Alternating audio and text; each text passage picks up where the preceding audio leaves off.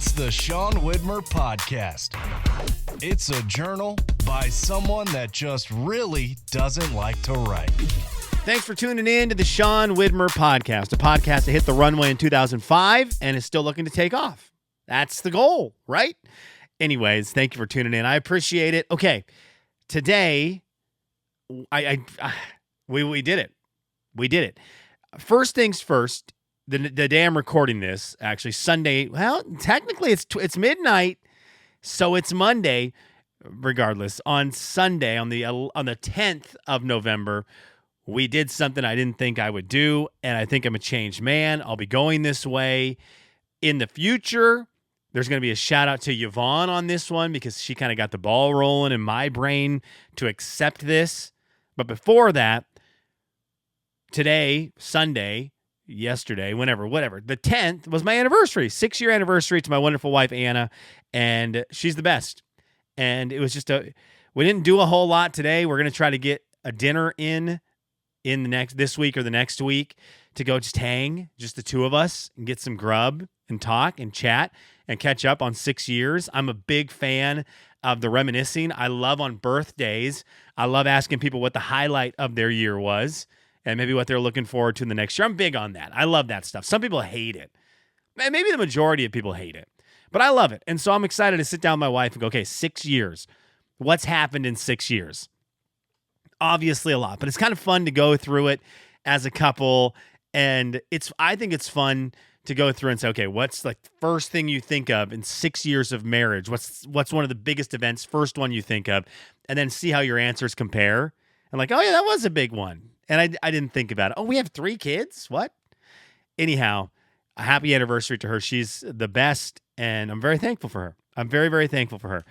So, yeah, that was great. It was good. We got to hang out today doing something that I didn't think I would do on November 10th in my life ever, because I grew up someone who did not put up Christmas decorations until after Thanksgiving. And I am someone who is a diehard when it comes to Christmas. It's my favorite holiday. It's my favorite time of the year. It's the most wonderful time of the year, as some songs would tell you. And I love it. And I get excited for it every year.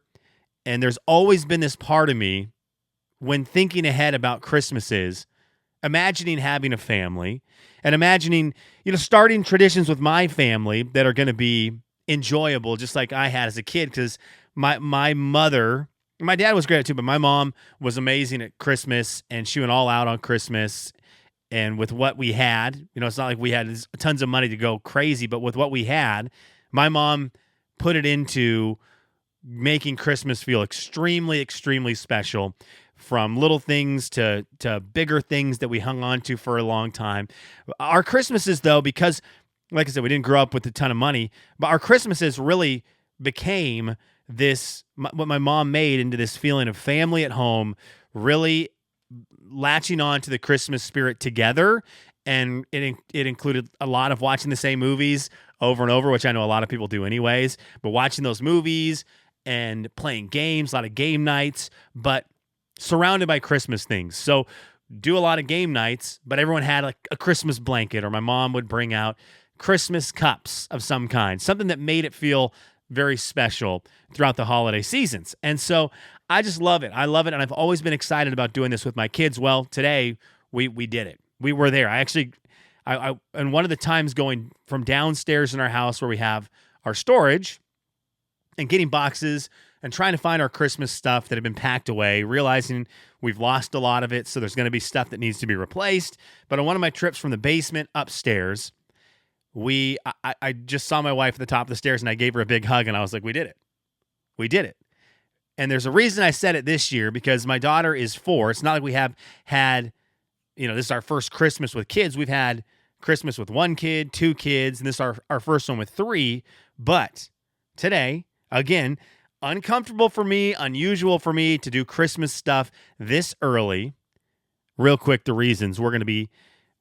We've got my daughter's birthday at the beginning of December, and we've got my wife's birthday mid-December, or this December 20th. And my wife was like, look, coming from someone with a December birthday, if you get the Christmas decorations up a little bit earlier, you get a little Christmas, and then you can take a moment to breathe for Olivia's birthday instead of Christmas overwhelming, and then let's just slide Olivia's birthday in. She's like, as a December baby, that's what I'm gonna plant my flag there. I was like, okay, that makes sense. I like it. So we get some Christmas, and then we can take a momentary break, celebrate Olivia's birthday, get back into the Christmas spirit, celebrate Anna's birthday, and so we get all of our Christmas in, but we also get to celebrate the people we love in the house. Anyways, and my wife also just wanted to get the decorations up. Let's be honest. But today was the first time where we were putting Christmas decorations up, and my daughter was losing her ever-loving mind in terms of the excitement factor. And the last 2 years, she did Christmas and it was like, whatever. This year, we talked about putting the tree up. And from the second this morning when I got the Christmas tree box out, and we were putting up some of the decorations, seeing what we had, organizing our boxes, knowing that, we're going to put decorations on the Christmas tree today. We're going to do it right before dinner. Knowing that my daughter from about 11:30 a.m. until 4 o'clock asked every 5 minutes if she could put the decorations on the tree because the excitement was palpable. Christmas is here. Christmas time is here. So now it's just explaining to my daughter that although the Christmas tree is up and although the Christmas decorations around the house are going up and are up, that doesn't mean Santa's coming tomorrow. He's coming in a lot. We got a lot of weeks. We still have Thanksgiving. We've got some birthdays. There's a lot that's going to happen before Christmas. But to her, it's just at any moment, I feel like she thinks at any moment she could wake up and Santa will have been in the house. So we got a long time now. That's one thing about doing this on November 10th. I now have, instead of 5 weeks of this build up for a young kid, I've extended that quite a bit, and I've got a constantly 2.5 extra weeks of hearing about, is Santa coming today? Is it Christmas today? We'll get through it though. But my daughter was so excited. Because she was excited, she got Huck excited. And so I just had two excited kids running around, grabbing Christmas stuff.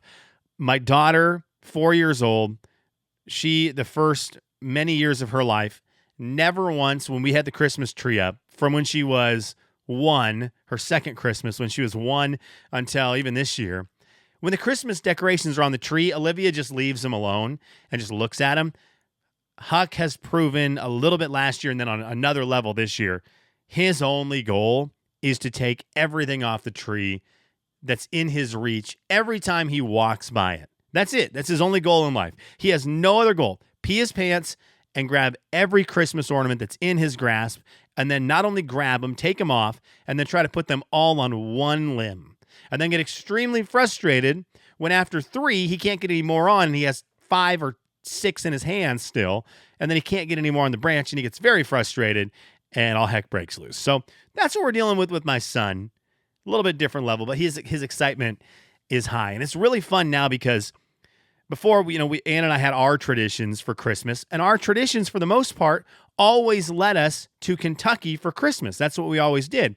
So Christmas had been weird our first 5 years of marriage because we knew we were going to put Christmas stuff at our house, but then we were coming for an extended trip to be in Lexington for Christmas. And now we really can start our traditions because we are here in Lexington for Christmas, and this is where we live.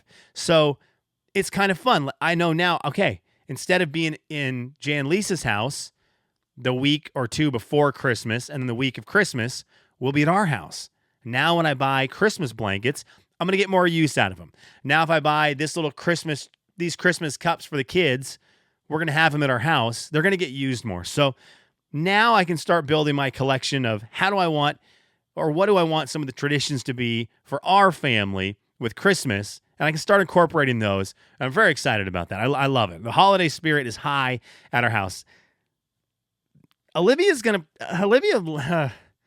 her to death, but I thought there was a move because I'd seen it on social media. It was like the post of, and thus begins using Santa Claus as the punishment guide for your kids for the next 5 or 6 weeks. And I was like, oh yeah, of course.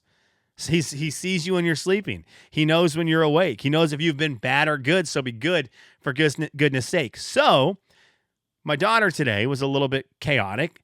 She and my son are very different than how my sister and I were, where we were best friends. My daughter and my son are best enemies.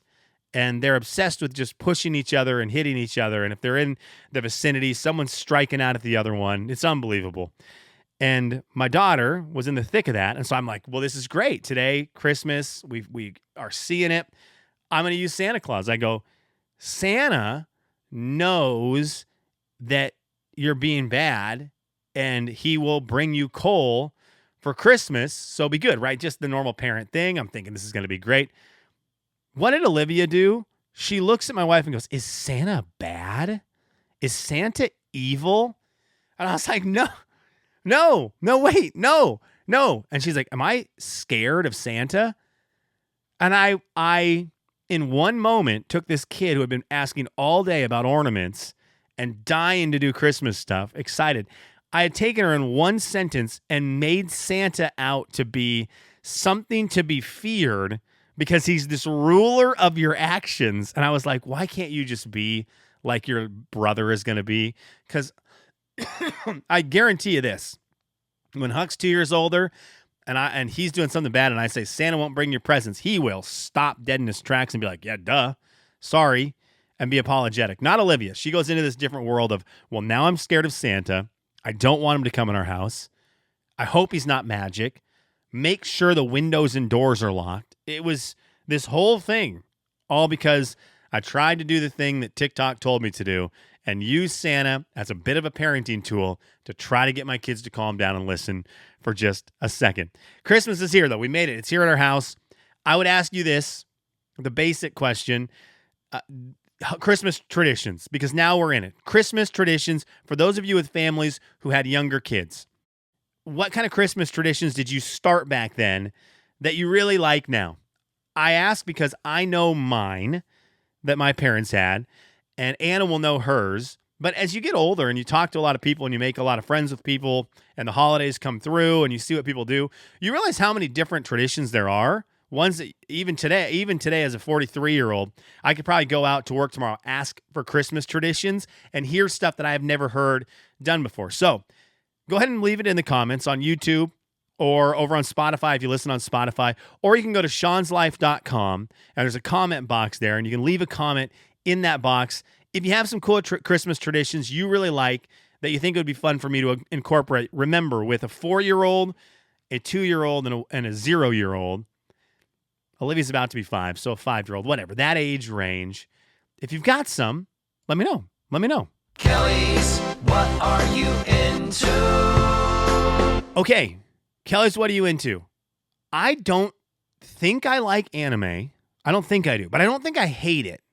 I think I'm intrigued in the genre. I am a comedy sitcom guy, starting with Home Improvement and Full House and Family Matters back in the day when I was a kid, and running forward into shows that I loved. Arrested Development, I think one of the best shows ever. Always Sunny in Philadelphia, The Office, Parks and Rec. That genre to me is wonderful. I love it. Then I love a good drama. Lost, 24. Those are two of my favorite things I've ever watched in my life, movie or television show. I love them. And those are kind of my genres. But I have this weird appreciation for the anime world because I've seen a little bit of it. In Venezuela growing up, they had subtitled Dragon Ball, that one, Dragon Ball Z. They had a version of it with subtitles. It was weird. The subtitles were in English. The show was in Japanese or Chinese or is that what it was? Yeah. Is that how? Wait, no, that's not how it worked. That is how it worked. It was the Japanese was what was being spoken. The subtitles were in English, but in Venezuela, because it was being taken, like the signal was being stolen, pirated, the Japanese was dropped down to a low level, and then there was just Spanish being spoken over top of the Japanese. So sorry for my confusion there as I try to remember exactly how that was, but you can understand the confusion. There was the language the show was made in, subtitles in English on the bottom, and then over top of all of that, Spanish being spoken. So I had watched some Dragon Ball as a kid and thought it was kind of cool. Thought it was kind of like, I'm a 12, 13-year-old, thought it was kind of a cool show. But that was like all I've done. I've got buddies who are big into anime and like it. I've just never got into it. But on Netflix, and this is what it must have been 2021. It was either 2019, 2020, or 2021. I go to work one day, and Dalton said, "Have you seen Arcane yet?" I was like, I don't even know what that is. He's like, it's a show based on the video game League of Legends. They've got a Netflix show, and it's really good. He said, my dad likes it, and I liked it. It's really good. So I take Dalton's advice. I don't take it lightly. He recommends good things. The things he likes, I normally really enjoy. So I went home, and I started Arcane, and I fell in love with it. It's gritty. It's dark. It's NSFW. The art style on it, I think, is spectacular. The theme song was by Imagine Dragons. It's super catchy. But I fell in love with the story. I fell in love with this show. And Arcane was one of my favorite shows that I've watched in the last 5-6 years. So season 2 came out. And I like I said, one of my favorite shows. Didn't even realize season 2 was ready to be released. I saw IGN posted a review of it, and it got good reviews. So I watched the first episode. The first 3 episodes are out. I watched the first episode. That show is so dope. I love it, and I'm excited to watch the 3 of them. And it's a world, I know it's a world that a lot of people are like, I'm not diving into. Plenty of people love it. But if you were thinking about it, I think this would be a cool a gateway show to try it out, at least test the waters and say you've watched one. Arcane. It's very dark, but I think it's really cool. I'm excited to watch this season of it. So that's my Kelly's What Are You Into? Arcane on Netflix. Let's go to the comments quick. I got a couple of them here for you. Roberta said this. This is over on Sean'sLife.com.